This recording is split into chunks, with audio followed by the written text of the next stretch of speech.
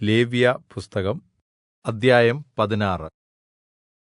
അഹരോന്റെ 2 പുത്രന്മാർ യഹോവയുടെ സന്നിധിയിൽ അടുത്തുചെന്നിട്ട് മരിച്ചുപോയശേഷം യഹോവ മോശെയോട് അരുളിച്ചെയ്തത് എന്തെന്നാൽ, കൃപാസനത്തിന്മീതെ മേഘത്തിൽ ഞാൻ വെളിപ്പെടുന്നതുകൊണ്ട് നിന്റെ സഹോദരനായ അഹരോൻ മരിക്കാതിരിക്കേണ്ടതിന് വിശുദ്ധമന്ദിരത്തിൽ തിരശ്ശീലയ്ക്കകത്തു പെട്ടകത്തിന്മേലുള്ള കൃപാസനത്തിന്റെ മുമ്പിൽ എല്ലാ സമയത്തും വരരുത് എന്ന് അവനോട് പറയണം. പാപയാഗത്തിന് ഒരു കാളക്കിടാവിന്റെ രക്തത്തോടും ഹോമയാഗത്തിന് ഒരു ആട്ടുകൊറ്റന്റെ രക്തത്തോടും കൂടി അഹരോൻ വിശുദ്ധമന്ദിരത്തിൽ കടക്കണം. അവൻ പഞ്ഞിനൂൽ കൊണ്ടുള്ള വിശുദ്ധമായ അങ്കി ധരിച്ചു, ദേഹത്തിൽ പഞ്ഞിനൂൽ കൊണ്ടുള്ള കാൽച്ചട്ട ഇട്ടു, പഞ്ഞിനൂൽ കൊണ്ടുള്ള നടുക്കെട്ടു കെട്ടി, പഞ്ഞിനൂൽ കൊണ്ടുള്ള മുടിയും വെക്കണം. ഇവ വിശുദ്ധവസ്ത്രം ആകയാൽ അവൻ ദേഹം വെള്ളത്തിൽ കഴുകിയ ശേഷം അവ ധരിക്കണം. അവൻ യിസ്രായേൽ മക്കളുടെ സഭയുടെ പക്കൽനിന്ന് പാപയാഗത്തിനു 2 കോലാട്ടുകൊറ്റനെയും ഹോമയാഗത്തിന് 1 ആട്ടുകൊറ്റനെയും വാങ്ങണം. തനിക്കുവേണ്ടിയുള്ള പാപയാഗത്തിന്റെ കാളയെ അഹരോൻ അർപ്പിച്ചു തനിക്കും കുടുംബത്തിനും വേണ്ടി പ്രായശ്ചിത്തം കഴിക്കണം. അവൻ ആ 2 കോലാട്ടുകൊറ്റനെ കൊണ്ടുവന്ന് സമാഗമനകൂടാരത്തിന്റെ വാതിൽക്കൽ യഹോവയുടെ സന്നിധിയിൽ നിർത്തണം. പിന്നെ അഹരോൻ യഹോവയ്ക്ക് എന്ന് ഒരു ചീട്ടും അസസ്സേലിന് എന്ന് മറ്റൊരു ചീട്ടും ഇങ്ങനെ 2 കോലാട്ടുകൊറ്റനും ചീട്ടിടണം. യഹോവയ്ക്കുള്ള ചീട്ടു വീണ കോലാട്ടുകൊറ്റനെ അഹരോൻ കൊണ്ടുവന്ന് പാപയാഗമായി അർപ്പിക്കണം. അസസ്സേലിന് ചീട്ടു വീണ കോലാട്ടുകൊറ്റനെ അതിനാൽ പ്രായശ്ചിത്തം കഴിക്കേണ്ടതിന് അതിനെ അസസ്സേലിന് മരുഭൂമിയിലേക്ക് വിട്ടയക്കേണ്ടതിനു വേണ്ടി യഹോവയുടെ സന്നിധിയിൽ ജീവനോടെ നിർത്തണം. പിന്നെ തനിക്കുവേണ്ടിയുള്ള പാപയാഗത്തിന്റെ കാളയെ അഹരോൻ അർപ്പിച്ച് തനിക്കും കുടുംബത്തിനും വേണ്ടി പ്രായശ്ചിത്തം കഴിച്ചു തനിക്കുവേണ്ടിയുള്ള പാപയാഗത്തിന്റെ കാളയെ അറുക്കണം. അവൻ യഹോവയുടെ സന്നിധിയിൽ യാഗപീഠത്തിന്മേൽ ഉള്ള തീക്കനൽ ഒരു ധൂപകലശത്തിൽ നിറച്ച് സൗരഭ്യമുള്ള ധൂപവർഗ്ഗചൂർണ്ണം കൈനിറയെ എടുത്ത്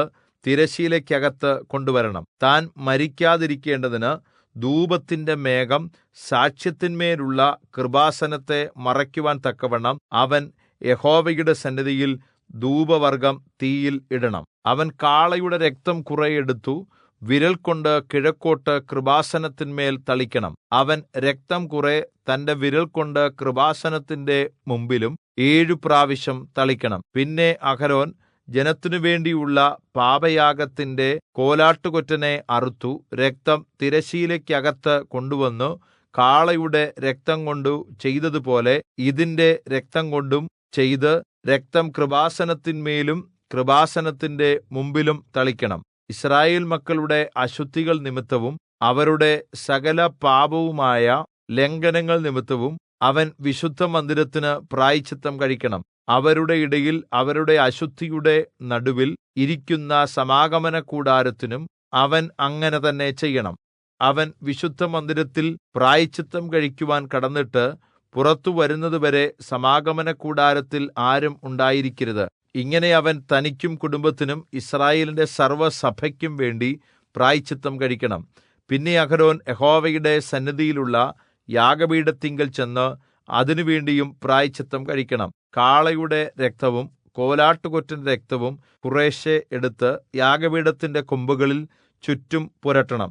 അവൻ രക്തം കുറെ വിരൽ കൊണ്ട് 7 പ്രാവശ്യം യാഗപീഠത്തിന്മേൽ തളിച്ച് യിസ്രായേൽ മക്കളുടെ അശുദ്ധികൾ നീക്കി വെടിപ്പാക്കി ശുദ്ധീകരിക്കണം. അവൻ വിശുദ്ധമന്ദിരത്തിനും സമാഗമനകൂടാരത്തിനും യാഗപീഠത്തിനും ഇങ്ങനെ പ്രായശ്ചിത്തം കഴിച്ച് തീർന്നശേഷം ജീവനോടിരിക്കുന്ന കോലാട്ടുകൊറ്റനെ കൊണ്ടുവരണം. ജീവനോടിരിക്കുന്ന കോലാട്ടുകൊറ്റന്റെ തലയിൽ അഹരോൻ കൈ രണ്ടും വെച്ച് യിസ്രായേൽ മക്കളുടെ എല്ലാ കുറ്റങ്ങളും സകല പാപങ്ങളുമായ ലംഘനങ്ങളൊക്കെയും ഏറ്റുപറഞ്ഞ് കോലാട്ടുകൊറ്റന്റെ തലയിൽ ചുമത്തി നിയമിക്കപ്പെട്ട ഒരു ആളുടെ കൈവശം അതിനെ മരുഭൂമിയിലേക്ക് അയക്കണം. കോലാട്ടുകൊറ്റൻ അവരുടെ കുറ്റങ്ങൾ സർവ്വവും ശൂന്യപ്രദേശത്തേക്ക് ചുമന്നുകൊണ്ട് പോകണം. അവൻ കോലാട്ടുകൊറ്റനെ മരുഭൂമിയിൽ വിടണം. പിന്നെ അഹരോൻ സമാഗമനകൂടാരത്തിൽ വന്ന് താൻ വിശുദ്ധമന്ദിരത്തിൽ കടന്നപ്പോൾ ധരിച്ചിരുന്ന പഞ്ഞിനൂൽ വസ്ത്രം നീക്കി അവിടെ വച്ചേക്കണം. അവൻ ഒരു വിശുദ്ധ സ്ഥലത്തുവച്ച് വെള്ളം കൊണ്ട് ദേഹം കഴുകി സ്വന്ത വസ്ത്രം ധരിച്ച് പുറത്തുവന്ന് തന്റെ ഹോമയാഗവും ജനത്തിന്റെ ഹോമയാഗവും അർപ്പിച്ച് തനിക്കും ജനത്തിനും വേണ്ടി പ്രായശ്ചിത്തം കഴിക്കണം. അവൻ പാപയാഗത്തിന്റെ മേദസ്സ് യാഗപീഠത്തിന്മേൽ ദഹിപ്പിക്കണം.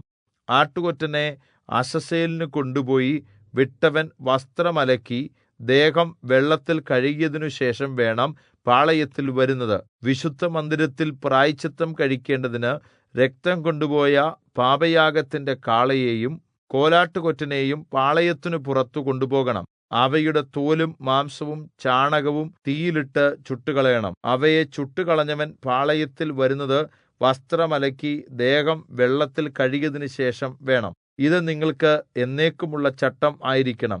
7-ാം മാസം 10-ാം തീയതി നിങ്ങൾ ആത്മതപനം ചെയ്യണം. സ്വദേശിയും നിങ്ങളുടെ ഇടയിൽ പാർക്കുന്ന പരദേശിയും യാതൊരു വേലയും ചെയ്യരുത്. ആ ദിവസത്തിലാണല്ലോ യഹോവയുടെ സന്നിധിയിൽ നിങ്ങളെ ശുദ്ധീകരിക്കേണ്ടതിന് നിങ്ങൾക്ക് വേണ്ടി പ്രായശ്ചിത്തം കഴിക്കുകയും നിങ്ങളുടെ സകല പാപങ്ങളും നീക്കി നിങ്ങളെ ശുദ്ധീകരിക്കുകയും ചെയ്യുന്നത്. അത് നിങ്ങൾക്ക് വിശുദ്ധ സ്വസ്ഥതയിലുള്ള ശബ്ബത്ത് ആയിരിക്കണം. നിങ്ങൾ ആത്മതപനം ചെയ്യണം. അത് നിങ്ങൾക്ക് എന്നേക്കുമുള്ള ചട്ടമാകുന്നു.